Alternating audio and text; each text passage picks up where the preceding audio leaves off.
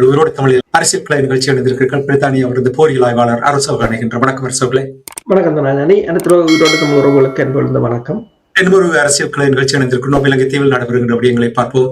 குறிப்பாக இப்பொழுது நாங்கள் பார்க்க இருக்கின்ற விடயம் என்னவென்றால், உங்களுக்கு தெரியும், அனுரகுமார திசாநாயக்கனுடைய அரசாங்கம் பதவிக்கு வந்ததும் அந்த நாட்டில் ஊழல் இல்லாமல் அந்த நாட்டை வழி நடத்துவோம் என்று ஆணித்தரமாக பல தடவைகள் கூறி வந்திருந்தார்கள். இப்பொழுது வருகின்ற செய்திகளை பார்த்தால் அனுரகுமார திசாநாயக்கனுடைய அரசாங்கம் நிலக்கரி ஊழலில் சிக்கி இருப்பது போல் தெரிகின்றது. இந்த நிலைமை என்ன நடக்கின்றது என்பதை கூறுவீர்களா? உண்மைதான். என்னென்று சொன்னால், இலங்கை எலக்ட்ரிசிட்டி போர்ட் சிலோன் இலங்கை மின்சார வாரியம் தரமற்ற நிலக்கரியை பயன்படுத்துவதால் மிகப்பெரிய ஒரு நிதி இழப்பு ஏற்பட்டிருப்பதாக கடந்த 19ஆம் தேதி நாடாளுமன்ற உட்கட்டுமான மற்றும் மூலோபாய மேம்பாட்டுத்துறை மேற்பார்வை குழுவிடம் சமர்ப்பித்த அதன் அதிகாரபூர்வமான கடிதம் வெளிப்படுத்தி இருப்பதாக கூறப்படுகிறது. அதாவது இந்த லக் விஜய மின் உற்பத்தி நிலையம், நுரைச்சோலை மின் உற்பத்தி நிலையத்துக்கு பெறப்பட்ட 8 கப்பல்களில் பெறப்பட்ட இந்த நிலக்கரிகள் தரமற்ற, அதாவது அதற்குரிய தரமற்ற குறைந்த தரமுள்ள நிலக்கரிகளை வாங்கியதால் கிட்டத்தட்ட 767 கோடிகள் ரூபாய்கள் இழப்பு ஏற்பட்டிருப்பதாக கூறப்படுகின்றது.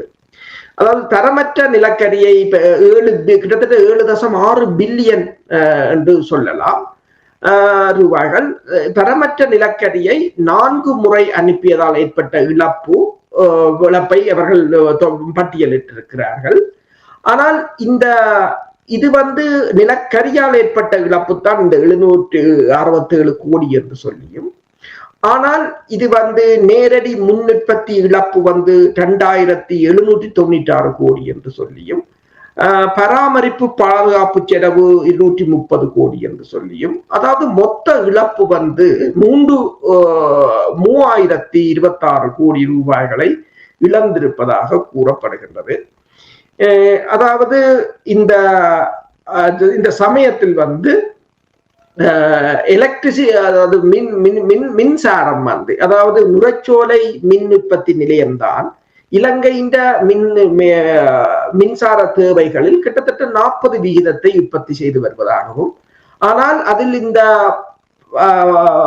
இந்த தரமற்ற நிலக்கரிகள் பயன்படுத்தப்பட்டதால் அங்குள்ள மக்களுக்கு அது மிகப்பெரிய ஒரு சூழல் பாதிப்புகளை ஏற்படுத்தி இருப்பதாகவும், கிட்டத்தட்ட அதற்கு அண்மையில் இருப்பவர்கள் 5000 பேர் கடுமையாக பாதிக்கப்பட்டதாகவும், அது மட்டுமல்லாது அந்த சூழலில் இருக்கின்ற கிட்டத்தட்ட 40க்கும் மேற்பட்ட கிராம சேவையாளர் பிரிவில ஒரு 2 லட்சத்துக்கு மேற்பட்ட மக்கள் அங்கு அந்த தரமற்ற நிலக்கரியின் புகையினால் உடல்நலக்குறைவு பாதிப்புக்கு ஏற்பட்டிருக்கலாம், கடுமையான பாதிப்புகளை சந்திப்பார்கள் என்றும் கூறியிருக்கிறது இலங்கையின் சுகாதாரத்துறை. அதாவது இந்த ரெக்கமெண்டட் லிமிட் 10% ஆகத்தான் அந்த சூட் இருக்க வேண்டும் என்று சொல்லியும், ஆனால் அது தற்போது 20%, 25% எட்டி இருப்பதாகவும் கூறப்படுகின்றது. அனுரகுமார திசாநாயக்க அரசு இதுவரை காலமும் மற்ற அரசுகள் வெவ்வேறு ஊழல்கள் நடைபெற்ற போது அரசுகளை குற்றம் சாட்டியவர்கள் இப்போது இதை மின்சார சபையை குற்றம் சாட்டிவிட்டு கடந்து போய்விட முடியாது என்ற ஒரு கோஷங்கள் எழுந்திருக்கின்றன.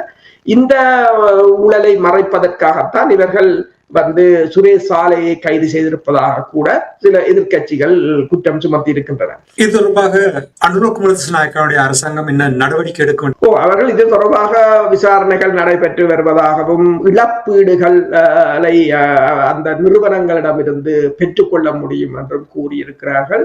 ஆனால் எதிர்த்தரப்பினர் கூறுகிறார்கள், இழப்பீடு பெற்றாலும் அந்த தற்போதைய அரசாங்கம் இழந்த தொகைக்கு அது ஈடாகாது என்று சொல்லியும், எப்படி இழப்பீட்டை நீங்கள் இழப்பீடு முதல் கிடைக்குமோ தெரியாது, கிடைத்தால் கூட அது தற்போது இந்த நாடு இழந்த தொகைக்கு மிகவும் குறைவாகத்தான் இருக்கும் என்று கூறப்படுகிறது. அதே சமயம் இலங்கை அரசு இப்போது மின்சார கட்டணத்தையும் 13% அதிகரிப்பதற்கு திட்டமிட்டிருக்கின்றது. IMF நிபந்தனைகளுக்கு ஏற்ப அதனை அதிகரிக்க வேண்டும் என்று முடிவு செய்திருக்கிறார்கள். அதே சமயம் இலங்கையின் எரிவாயு பற்றாக்குறை ஏற்பட்டிருப்பதாகவும் கப்பல்கள், அதாவது எரிவாயுக்களை ஏற்றி வருகின்ற கப்பல்கள் தாமதமாக வந்ததால் ஏற்பட்டது என்று அரசு கூறினாலும் சில இடங்களில் மக்கள் வரிசையில் நின்றது முன்னைய காலத்தை ஞாபகப்படுத்துவதாக ஒரு பெரிய நெருக்கடியை இந்த அரசு சந்தித்துக் கொண்டிருக்கின்றது. ஆனால் அதற்கு புறக்காரணிகளும் ஒரு காரணம் என்னென்று சொன்னால் உங்களுக்கு தெரியும். கப்பல்களை அமெரிக்கா கைப்பற்றுவது, இப்ப ஈரான்ல இருந்தெல்லாம் எரிபொருட்களை இலங்கை அரசு வாங்கி கொண்டிருந்தது. வெவ்வேறு நாடுகளில் இப்ப ரஷ்யா, ஈரான் என்று. ஆனால் இப்போது அவர்களின் கப்பல்கள் ஷேடோ ஃபிளீட் என்று சொல்லி கைப்பற்றுவது, போக்குவரத்தில் ஏற்பட்ட நெரிசல்கள், ஹார்முஸ் ஜலசந்தி மீதான அச்சுறுத்தல்கள் என்று புறச்சூழல்களும் இந்த அரசுக்கு பாதகமாக இருப்பதால் இது எதிர்கட்சிகளுக்கு ஒரு நல்ல ஒரு வாய்ப்பாக பயன்பட்டிருக்கின்றது. இப்ப இந்த அரசை பொறுத்தவரையில், அதாவது இப்போது இவ்வளவு இழப்புக்கும் இந்த அரசு இவ்வாறு பதில் சொல்ல போகிறது என்ற கேள்விகள் எழுந்திருக்கின்றன எதிர்கட்சிகளுக்கு. ஏனென்று சொன்னால் இந்த அரசு முன்னைய அரசை பொருளாதாரத்தை நாசமாக்கியது அல்லது ஊழல் செய்தது என்று சொன்னபடியால் இப்ப இவர்களும் இந்த ஊழல்களுக்கான பதிலை கொடுக்க வேண்டும் என்ற ஒரு கட்டத்தில் வந்திருக்கிறார்கள். உலகத்தின் காவல்துறை ஃபுல் ஸ்விங்கில் நடவடிக்கை எடுப்பதால் நாடுகளுக்கு சிக்கல் வந்திருக்கின்ற என்று நீங்கள் கூறுகிறீர்கள். அதில் இலங்கையும் அடங்குகிறது என்று கூறுகிறீர்கள். சரி, இன்னொரு விடயத்தை பார்ப்போம். இந்திய தூதுவர் ரணில் விக்ரமசிங்க எதிர்கட்சி அரசியல் சதுரங்கம் விளையாட்டு நடப்பது போல் தெரிகின்றது. 26ஆம் தேதி வியாழக்கிழமை ரணில் விக்ரமசிங்க அவர்கள் இந்தியாவுடைய உயர்ஸ்தானிகளை சந்தித்திருக்கின்றார். அதை எக்ஸ் தளத்தில் பதிவு செய்திருக்கிறார்கள். இனி அதற்கு முன்னதாக 25ஆம் தேதி புதன்கிழமை அன்று ரணில் விக்ரமசிங்க அவர்கள் எதிர்கட்சி தலைவர்களை சந்தித்திருக்கின்றார். இந்த சதுரங்க விளையாட்டில் என்ன அவதானிக்கிறீர்கள்? உண்மைதான். என்னென்று சொன்னால் இந்தியாவுக்கும் தற்போதைய இலங்கை அரசுக்கும் இடையிலான ஒரு உறவு பெருசாக இன்னும் ஒரு நல்ல நிலையில் இல்லை. அண்மையில் இந்தியாவுக்கு போய் வந்த இலங்கையின் அமைச்சர் ஜேவிபி செயலாளர் டி சில்வா கூறியிருந்தார், நான் போகவில்லை, அவர்கள் தான் அழைத்தார்கள், நாங்கள் கேட்டு போகவில்லை என்ற தொனியில் தான் அவர் பேசியிருந்தார். அப்போ தாங்கள் இந்தியாவை எதிர்க்கவில்லை, ராஜீவ்காந்தியை தான் எதிர்த்தோம், ஏனென்றால் இலங்கை இந்திய ஒப்பந்தத்தை கொண்டு வந்தது அவர்தான் என்ற தொனியில் பேசியிருந்தார். ஏதோ ஒரு வகையில் இந்தியாவுடன் இலங்கை ஒரு உறவை பேணுவது போல் இருந்தாலும், அதாவது நாங்கள் போன முறை கதைக்கும் போது கதைத்திருந்தோம், அதாவது எதிரியை நீங்கள் நண்பனை அருகில் வைத்துக் கொள்ளுங்கள், எதிரியை மிக அருகில் வைத்துக் கொள்ளுங்கள் என்று. இப்ப இந்தியா என்ன செய்ய போகிறது என்பதை அறிய வேண்டும் என்றால் இந்தியாவுக்கு இலங்கை இருக்க வேண்டும். அதுதான் இவர்களின் ஸ்ட்ராட்டஜி என்று சொல்லித்தான் பேசியிருந்தோம். ஏனென்றால் இப்ப நீங்கள் ஒரு நாட்டின் புலனாய்வுத்துறையை பார்த்தீங்கன்னு சொன்னால் புலனாய்வுத்துறை என்ன செய்யும்? இப்ப அமெரிக்கான புலனாய்வுத்துறை என்றால் அது அமெரிக்காவில இருந்து வேலை செய்யாது, அது ரஷ்யாவுக்குள்ள இருக்கும் அல்லது சீனாவுக்குள்ள இருக்கும் அல்லது வடகொரியாவுக்குள்ள இருக்கும். ஏன்னா அந்த எதிரியவனா அதுக்குள்ளதான் ஊடுருவ வேண்டும். அப்ப நாங்கள் என்ன செய்யறாங்க கண்டுபிடிக்கலாம். அதே ஒரு நிலைமையாகத்தான். அப்ப இந்தியா 2 படங்கள் அண்மையில் வெளிவந்திருந்தன சமூக வலைத்தளத்தில். அதாவது நாமல் இந்தியாவுக்கு போன போது கொடுக்கப்பட்ட வரவேற்பு, அணிவகுப்பு, அனுர்குமார் திசாநாயக்கா போன போது கொடுக்கப்பட்டது என்று சொல்லி பல புகைப்படங்கள் கூட பல செய்திகளை சொல்லுகின்றன. அப்ப இந்த நிலையில் தான் இப்போது இந்தியாவின் அதாவது தூதுவர் சந்தோஷ் ஜா இலங்கையின் முன்னாள் அதிபர் ரணில் விக்ரமசிங்காவை சந்தித்து கதைத்திருக்கின்றார். இந்த கூட்டம் எதிர்கட்சிகள் சந்தித்த, நீங்கள் கூறியது போல எதிர்கட்சிகள் ஒரே குடையின் கீழ் ஒருங்கிணைந்து நடவடிக்கை மேற்கொள்வதற்கான ஒரு கூட்டம் இடம்பெற்றவுடன் இவர் உடனடியாக சென்றிருக்கின்றார். இதன் பின்னணியில் இந்தியாதான் இந்த எதிர்கட்சிகளை ஒருங்கிணைக்கும் வேலைகளை செய்தார்களா என்று. இப்ப உங்களுக்கு தெரியும், அண்மையில் தமிழ் கட்சிகளை ஒருங்கிணைக்க வேண்டும் என்று சுவிஸ் அரசாங்கம் ஒரு முனைப்பை காட்டியிருந்தது. அதே போல எதிர்கட்சிகள் தென்னிலங்கையில் எதிர்கட்சிகள், உங்களுக்கு தெரியும், இந்த இலங்கையில் இடம்பெற்ற தேர்தலின் போது கூட சஜித்தையும் ரணிலையும் ஒன்றாக இணைப்பதற்கு இந்தியா எவ்வளவோ பாடுபட்டிருந்தது. ஆனால் அது முடியவில்லை. இப்போது இந்த அரசை வீழ்த்துவதற்கு எதிர்கட்சிகள் திட்டம் போடுகிறார்கள். என்று சொன்னால் இப்போது ரணில் விக்ரமசிங்கா மீது வழக்கு பாய்ந்துள்ளது. அப்ப நாமல் ராஜபக்ஷவும் அவரின் தாயாரும் நீதிமன்றத்துக்கு அழைக்கப்பட்டிருந்தார்கள். இப்போ ஒன்று தெரிகிறது, இந்த அரசு மெல்ல மெல்ல பார்த்து யார் யார் தனக்கு எதிராக வரப்போகிறார்கள் என்பதை பார்த்து மெல்ல மெல்ல அவர்களை நொக் அவுட் பண்ண இந்த அரசு முனைகிறது. அதற்கு முன் தாங்கள் முந்திக் கொள்ள வேண்டும் என்பதற்கான ஒரு முயற்சியாகத்தான் இதை பார்க்கலாம். முன்னாள் நாடாளுமன்ற உறுப்பினர் அனுரா பிரியதர்சன ஜாப்பா தான் இந்த எதிர்கட்சிகள் தொடர்பாக எதிர்கட்சிகளை ஒருங்கிணைத்து அந்த கூட்டத்தை ஒழுங்குபடுத்தியதாக கூறியிருந்தார்கள். அதே சமயம் அவர் ஒன்றை கூறியிருக்கிறார் என்று சொன்னால், தாங்கள் ஏற்கனவே சஜித் பிரேமதாசா மற்றது நாமல் ராஜபக்ஷா போன்றவர்களுடைய மற்றது மகாநாயக்க தேரர்கள் மற்றது எல்லா எதிர்கட்சிகளையும் ஒருங்கிணைப்பது தொடர்பாக அவர்களுடன் எல்லாம் பேசி இருப்பதாக கூறப்படுகின்றது. இதில் முன்னாள் அமைச்சரான பேராசிரியர் EL பீரிஸ் ஆக இருக்கலாம், அல்லது கெல உரிமையாவின் லீட தலைவராக இருக்கலாம், உதயா கமன்பில்லாவாக இருக்கலாம். இப்படி பெருமளவானவர்கள் இதில் கலந்து கொண்டிருக்கிறார்கள். ஒரு திரைமறைவில் இந்த அரசுக்கு எதிராக இந்தியா ஒரு நடவடிக்கையை எடுப்பது போலதான் தெரிகின்றது. எனவேதான் இந்த தருணத்தில் அனுரக குமார் திசாநாயக்க அரசு சுரேஷ் சாலே மீது கையை வைத்தது. இன்னொரு விதத்தில் உங்களிடம் இந்த கேள்வியை கேட்க விரும்புகிறேன். அதாவது உங்களுக்கு தெரியும், ரணில் விக்ரமசிங்காவை பொறுத்த மட்டில் இந்தியா ஒரு நம்பக்கூடிய ஒரு நபராக பார்ப்பது போல் தெரிகின்றது. மாறாக அடுத்து NPP அரசாங்கத்தை ஒரு சந்தேகத்துக்குரிய ஒரு கட்சியாக அவர்கள் பார்க்கிறார்கள். பழைய நிலைப்பாடுகள் எல்லாம் உங்களுக்கு தெரியும். அப்படி என்றால் இந்தியாவுடைய நிலைப்பாடு இதுதான், அதனால்தான் இந்த சதுரங்க ஆட்டம் நடக்கின்றது என்று நீங்கள் நம்புகிறீர்களா? உண்மைதான். இந்தியாவின் AVP அரசும் இந்தியாவை நம்புவது போல் நடிக்கிறார்கள், ஆனால் நம்பவில்லை. இந்தியாவும் இந்த அரசை நம்புவது போல் நடிக்கிறார்கள், ஆனால் நம்பவில்லை. அண்மையில் இலங்கைக்கு விஜயம் செய்த இந்தோ பசிபிக் பிராந்தியத்தின் கட்டளை தளபதியின் பயணமாக இருக்கலாம். இப்போது நீங்கள் பார்த்தீர்கள் என்று சொன்னால், அமெரிக்காவில் இருக்கின்ற அமெரிக்காவின் அந்த கிராஃபைட் மைனிங் கம்பெனி, அந்த மைனிங் கம்பெனியை நீங்கள் பார்த்தீர்கள் என்று சொன்னால் LLC என்ற அந்த கம்பெனி, அந்த நிறுவனத்தின் டைரக்டர் ஒரு அமெரிக்காவின் இராணுவ அதிகாரி. அவர் ஒரு லெப்டினன்ட் கர்னல் தர அதிகாரி. அவர்தான் சந்தித்திருக்கின்றார் இந்த இலங்கை தூதுவரை சந்தித்திருக்கின்றார். என்று சொன்னால், இந்த இலங்கையில் ஒரு கிராஃபைட் மைனிங்கை ஆரம்பிப்பது என்று சொல்லி. நான் இதை ஏன் கூறுகிறேன் என்று சொன்னால், அதாவது இது சிறிய சிறிய சம்பவங்கள்லாம் அவர்கள் ஏதோ ஒரு வகையில் இலங்கைக்குள் அமெரிக்கா தனது நடவடிக்கைகளை விஸ்தரிக்க முற்பட்டு நிற்கின்றது. இந்தியாவை பொறுத்தவரையில் இப்ப இந்தியாவுக்கும் அமெரிக்காவுக்குமான முருகல் நிலை உங்களுக்கு தெரியும். ஏற்கனவே இப்போது அமெரிக்க அதிபர் இந்தியாவுடன் $6.2 டிரில்லியன் பெறுவதற்கான முயற்சிகளை திரைமறைவில் மேற்கொள்வதாக கூட செய்திகள் வந்து கொண்டிருக்கின்றன. இந்த நிலையில் தான் இலங்கை தொடர்பில் இந்தியா தான் ஒரு காத்திரமான பங்களிப்பை செய்ய வேண்டும் என்ற நிலையில் இவ்வாறான நிகழ்வுகள் இடம்பெற்று வருவது போலதான் தெரிகின்றது.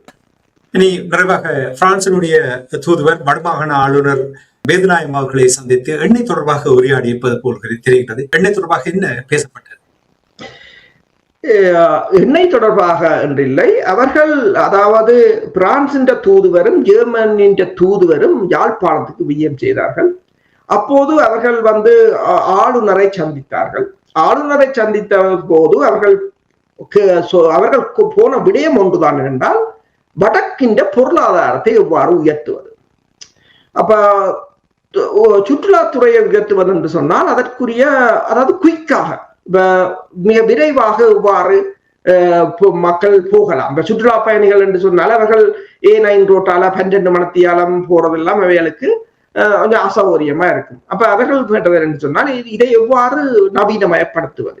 விமான சேவை என்று சொன்னாலும் இப்போதுதான் நீங்கள் பார்த்தீர்கள் என்று சொன்னால் ஜப்னா ஏர்வேஸ் என்று சொல்லி ஒரு சிறிய விமான சேவை ஒன்றை இலங்கையில் ஆரம்பித்திருக்கிறார்கள். இதற்கு முதல் இந்தியாவின் விமான சேவை இருந்தது. இந்தியாவின் விமான சேவை கொழும்புல இருந்து இந்தியாவுக்கு போய் இந்தியாவில இருந்து சுத்தி இங்க வரும். அது பெரிய ஒரு கடினமான விடயம். அப்ப அவ்வாறு, அதாவது கொழும்பில இறங்குற சுற்றுலா பயணிகள் விரைவாக யாழ்ப்பாணத்துக்கு போகும். இல்லை என்று சொன்னால் யாழ்ப்பாண விமான நிலையத்தை அனைத்துலக விமான நிலையமாக மாற்றி அங்கு அவர்கள் தரையிறங்கக்கூடியதாக இருக்க வேண்டும். அது தொடர்பாக அங்கு கலந்துரையாடப்பட்டிருந்தது. அவ்வாறு அடுத்ததாக அதன் மூலம் வடபகுதியின் பொருளாதாரத்தை உயர்த்தலாம். இரண்டாவதாக வடபகுதி பொருளாதாரத்தின் உற்பத்தி துறை. அப்பதான் ஆளுநர் வேதநாயகன் கூறினார், இந்த புலம்பெயர் நாடுகளில், இப்ப வெளிநாடுகளில் ஐரோப்பா, அமெரிக்கா, கனடா, நியூசிலாந்து, ஆஸ்திரேலியா போன்ற நாடுகளில் யாழ்ப்பாண பெயர்களில், இப்ப யாழ்ப்பாண எண்ணெய் அல்லது ஆனக்கொட்டை எண்ணெய் அப்படியான பெயர்களை வைத்துக் கொண்டு பல பொருட்கள் விற்பனையாகின்றன. ஆனால் அந்த பொருட்களுக்கும் யாழ்ப்பாணத்துக்கும் எந்த தொடர்புகளும் இல்லை. போலியாக யாழ்ப்பாணத்தில் இருந்து தயாரிக்கப்படுவது போல் தயாரிக்கப்பட்டு எங்கள் மாகாணத்தின் பெயர்கள் தவறாக பயன்படுத்தப்படுகின்றன.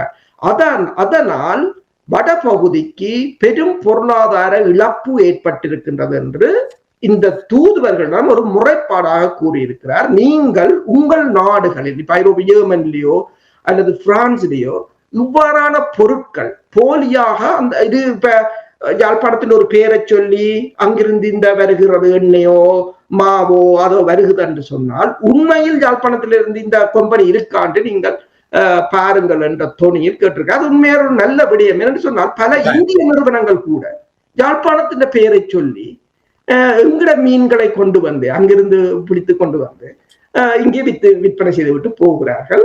ஆனால் இது, அதாவது நல்ல விடயத்தை யார் கூறினாலும் அதை நாங்கள் ஏற்றுக்கொள்ளத்தான் வேண்டும். இது அந்த மக்களின் பொருளாதாரத்தை ஒரு முடக்கும் செயல்தான். நிச்சயமாக நன்றி அரசு. நிகழ்ச்சிகள் இலங்கை தீவில் உள்ள நிலைமைகளை உயிரோடை தமிழ் உறவுகளோடு பயந்து கொண்டமைக்காக உயிரோடை தமிழ் அன்பர்கள் சார்பாக நன்றியை குறிக்கணும். மீண்டும் நிகழ்ச்சி இணைந்திருப்போம். அது வரைக்கும் நன்றி, வணக்கம். நன்றி, வணக்கம். எமது பார்வையாளர்களுக்கு வணக்கம். மக்களின் குரலாய் ஓங்கி ஒலிக்கும் இலக்கு மின்னிதழ் மற்றும் உயிரோடை தமிழ் வானொலி ஆகிய இவ்விரு ஊடகங்களும் உங்களைப் போன்ற எமது நேயர்கள் நண்பர்களின் ஆதரவிலேயே இயங்கி வருகின்றன.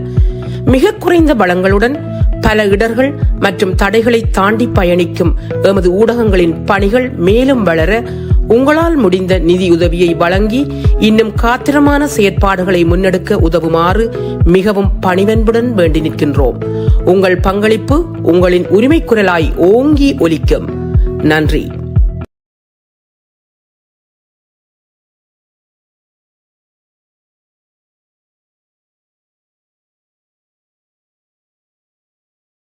எமது பார்வையாளர்களுக்கு வணக்கம். மக்களின் குரலாய் ஓங்கி ஒலிக்கும் இலக்கு மின்னிதழ் மற்றும் உயிரோடை தமிழ் வானொலி ஆகிய இவ்விரு ஊடகங்களும் உங்களைப் போன்ற எமது நேயர்கள் நண்பர்களின் ஆதரவிலேயே இயங்கி வருகின்றன. மிக குறைந்த வளங்களுடன் பல இடர்கள் மற்றும் தடைகளை தாண்டி பயணிக்கும் எமது ஊடகங்களின் பணிகள் மேலும் வளர உங்களால் முடிந்த நிதியுதவியை வழங்கி இன்னும் காத்திரமான செயற்பாடுகளை முன்னெடுக்க உதவுமாறு மிகவும் பணிவன்புடன் வேண்டி நிற்கின்றோம். உங்கள் பங்களிப்பு உங்களின் உரிமை குரலாய் ஓங்கி ஒலிக்கும். நன்றி.